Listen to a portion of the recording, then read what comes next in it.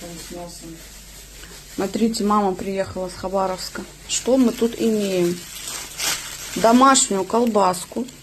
Я вам ее показывала. Можно запекать, можно жарить. Домашний петух. Икра. Кого-то там настоящая, шикарная, вкуснючая. Здесь у нас балык и что-то еще.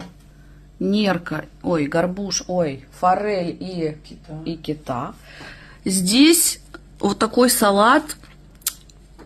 Кальмаром и солянкой. Морская капуста с кальмаром и солянкой. Это вот все дальневосточно, очень вкусно.